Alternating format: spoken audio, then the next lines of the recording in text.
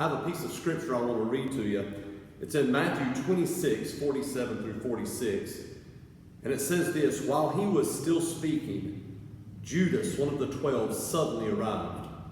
A large mob with swords and clubs was with him from the chief priests and elders of the people. His betrayer had given them a sign: the one I kiss, he's the one, arrest him. So immediately he went up to Jesus and said, "Greetings, Rabbi," and kissed him. "Friend," Jesus asked him, "why have you come?" Then they came up, took hold of Jesus, and arrested him. At that moment, one of those with Jesus reached out his hand and drew his sword. He struck the high priest's servant and cut off his ear. Then Jesus told him, "Put your sword back in its place, because all who take up the sword will perish by the sword. Or do you think that I cannot call on my Father, and he will provide me here and now with more than 12 legions of angels? How then would the scriptures be fulfilled that say it must happen this way?" At that time Jesus said to the crowds, "Have you come out with swords and clubs, as if I were a criminal to capture me? Every day I used to sit teaching in the temple, and you didn't arrest me. But all this has happened so that the writings of the prophets would be fulfilled." Then all the disciples deserted him and ran away. Jesus and 11 of his disciples were in the Garden of Gethsemane. They had been spending the night in prayer. And here comes the one disciple who was not with them, Judas, bringing a group of armed men.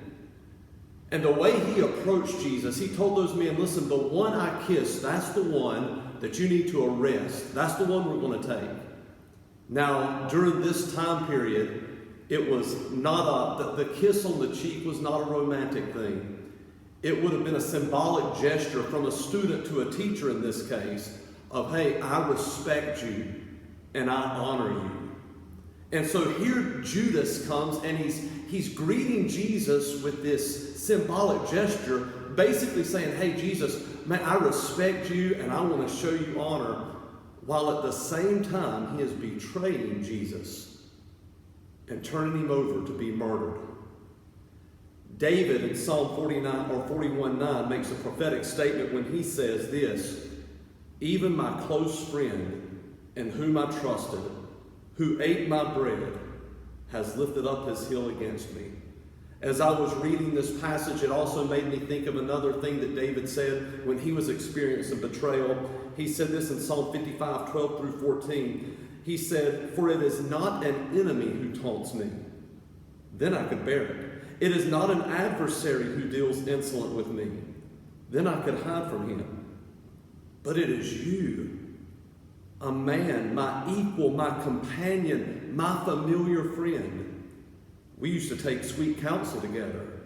Within God's house we walked in the throne." So here's Jesus, who had lived 3 years. Judas had traveled with him for 3 years and seen all these miracles. And now he's betraying Jesus with a gesture of "I respect you," when he was turning him over to be murdered. How did Jesus respond to this? One thing that stood out to me was this. Jesus answered Judas by saying this: "Friend."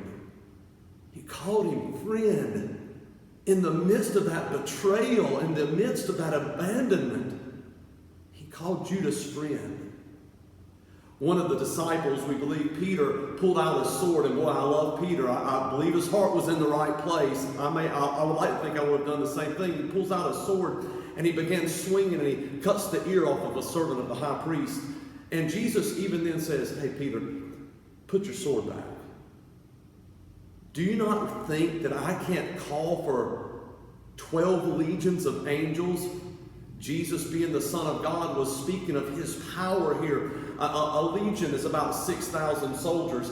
And he said, "Do you not think that I couldn't call 72,000 armed warrior soldiers if I wanted them here? But I'm not going to do that." Why not? Why not, Jesus? Why not flex? Why not take up for yourself? Why not stop this madness right now? You have that power.